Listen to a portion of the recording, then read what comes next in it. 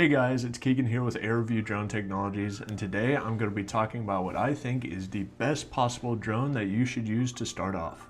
Without further ado, let's hop right into it. So this question is asked quite often by new pilots or people who are potentially looking to join into the field of drones and the drone industry, which is, well, what is the best starter drone that I should use, whether it's for recreational use or potential commercial use as well. And for that, I have the DJI Mini 3. All right, that thing right there is easily one of the best drones that you could possibly start off on. It's actually the first drone that I ever purchased and began using for recreational and then commercial use when I launched my own business. Now let's hop into why I think this drone is as amazing as it is and should be used by new pilots or people potentially looking to get into the field. Now for starters, the DJI Mini 3 is below the 249 gram threshold to have your drone become registered with the FAA drone zone, with the total weight coming to 248 grams using the Intelligent Life battery, which is the smaller size battery that you can use for it. Smaller being in weight. This allows recreational flyers to not have to go through that extra process of applying for that registration, getting it, paying, I think it ends up being an extra $5, so it's really not that much and it's not too difficult. But for somebody potentially just starting off or just wanting to fly for fun, it's just can be seen as an unnecessary step for those people to take. Now, obviously, if you are going to be using it for commercial reasons, or if you are equipping it with the extra guard propellers or potential additional add-ons that send it over that 249 gram weight, then you will have to register it since it will push it above that limit. However, just in its base form, it is below that threshold. The next thing would also be the battery life on it. For total flight, you can get up to 38 minutes of flight time off of one battery. Now that's quite a lot. For someone who started off on sports drones like me, you usually get roughly 8, maybe 10 minutes at max for total flight time. So to have a drone that you get to go out for almost 40 minutes at a time and just fly around and have fun, it's something really good, especially if you're doing it for business purposes as well. Just off of one battery life, you're getting 38 minutes of total flight time to go out, capture pictures, videos, whatever it might be. It also comes in with a wind resistance rating level of 5 withstanding roughly 10.7 meters per second or a roughly 25 miles per hour wind. Personally, I've flown this in almost 20 mile per hour winds or similar conditions, so having personal experience flying in those situations, I can say without a doubt that the drone does hold its stance even in those situations. There sometimes is a slight degree of going up and down just because, I mean, when you're working with 15-20 mile per hour winds, it's gonna happen. But for the most part, it does hold its own. Another great thing about this drone is the fact that it has a max operating distance of roughly 7.5 miles, which,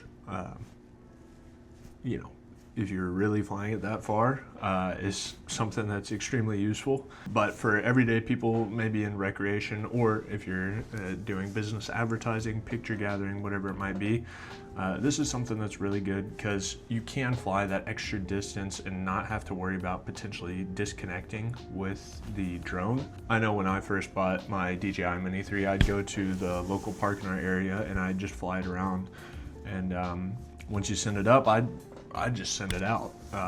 Obviously still keeping within visual line of sight, but it was neat to see just that new perspective from so far away on your screen, right? You can see for miles and miles on end when you're that high up and when you're flying from quite a far distance. So that's something that even just to see the beauty in the surrounding areas is something that's really neat to see from this drone. And when you're in a heavily urbanized environment, the max distance goes down to roughly a mile. Also, once again, I've had personal experience with this where I'll launch my drone, potentially go over homes, across the street and start to lose connection after that, just since There's so much interference with going through homes, buildings, concrete, etc. But yeah, roughly 1 to 2 miles is what I would say the safe distance for this drone would be to operate in a heavily urbanized area. So next up, let's actually move on to the camera itself that the drone is equipped with. It has a 1 1/3 inch CMOS image sensor along with 48 megapixels of effective pixels.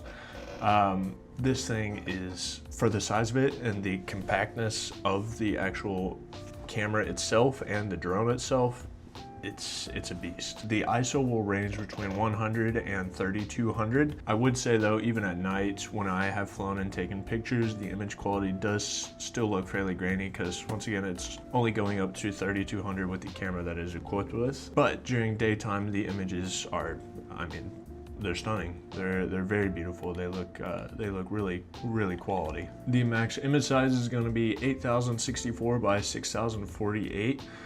Which once again is a very high standard of imaging for what you're getting. And for your video, you can capture 4K, 24, 25, or 30 FPS, along with 2.7K at 24, 25, 30, 48, 50, and 60 FPS. And it will be the same for your 1920 by 1080, the 24, 25, 30, 48, 50, and 60 FPS as well for video capturing. So the video and imaging quality that you can capture is extremely high. Now the zoom quality and the zoom capabilities isn't fantastic. You can only go up to 2x zoom for 4K, and for 2.7K you can only go to 3x, and then once you get down to your 1920 by 1080 it is only a 4x. So not amazing, but still one of the features that you can utilize, although the image quality does kind of, it does degrade as you do zoom in from farther distances.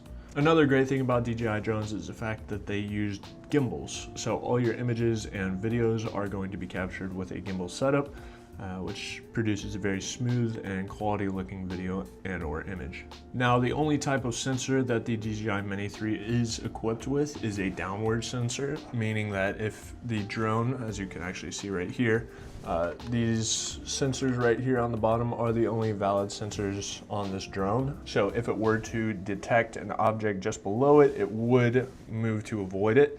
However, there is no sensor coverage for the right, left, up, front, or back. Only the bottom for this drone.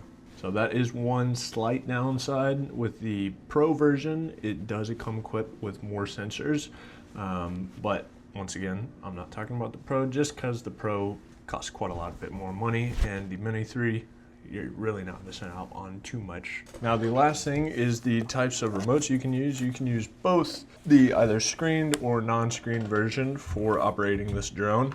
Personally, I like the screen version better just because I don't have to connect my phone up to it. And I also have some problems with my phone connection and to the drone, so I prefer the screen. However, the remote without a screen, where you use your own mobile device, works fantastic just as well. It's really just comes down to a preference type of thing. Now, one more thing that I would like to add is the fact that you should definitely look into buying some ND filters for this drone when you are flying it during very bright days where there's not a lot of cloud protection or cloud coverage. You are going to want to look to buy one of these to equip it on your camera, just so it protects the camera sensor itself and delivers you a much higher quality image. And you can get these on Amazon, really, I think for like maybe 10-15 bucks. So it's definitely worth it. Definitely a solid investment to make since they're very useful. Now let's hop into my personal thoughts and reasons why I like this drone. Honestly, the price point for it, if you're just looking for the DJI Mini 3 without the Fly More combo, it comes to roughly $500, so relatively on the cheaper side for drones. The fact that it is under 249 grams for recreational flyers as well, paired with the fact that it has such a powerful imaging system sensors and the quality of video that it can produce. Really, when you're starting out, it's kind of got everything. I mean, for somebody who's either new to photography, videography, whatever it might be, or drones in general, it kind of covers everything. The only thing that I would say is a downside is the fact that it doesn't have an open SDK or software development kit, so it cannot operate on most drone mapping programs. So if drone mapping is something that you're looking to use this drone for, you can still do it, although you will have to take the pictures manually. I actually did a video that you could check out where we did the entire process, and I ended up taking the images for the mapping project manually with this drone. So you can actually head over and see the results from that video. I'll leave a link in the description below. For what you're paying, $500, once again, it's a steal. It's a really solid drone. I would say if you do have a little bit of a wider range for your budget, I would look to buy the Fly More combo or potentially additional batteries, just for the fact that you get 2 extra batteries along with the rest of a kit that will allow you to operate for up to an hour and a half with the total battery lifetime. That's what I ended up buying when I first started off. However, once again, depending on what you're going for, commercial or recreation, you might want to potentially change what you end up buying. So yeah, that's why I think the DJI Mini 3 is the best possible drone to start off on. It's very user-friendly. It's an all-around really solid drone. Thank you all for sticking around towards the end. Feel free to leave a like or comment in the comment section down below any potential future video ideas you'd like to see or any questions you might have. Also look to subscribe, since this is a weekly series that we keep up. I do want to say I'd like to apologize for not uploading actually recently. The previous week when I was supposed to upload, I once again got sick, so I have not been too lucky this year so far, starting off with COVID, and then I believe it was the flu. Not too lucky on that part. And then just after I got over sickness, I had a lot of friends and family come visit in town. So I do want to apologize for not getting those up, but we're back on schedule once again. And yeah, so once again, thank y'all though for sticking around towards the end of the video, and I will see y'all in next week's episode. Have a good one.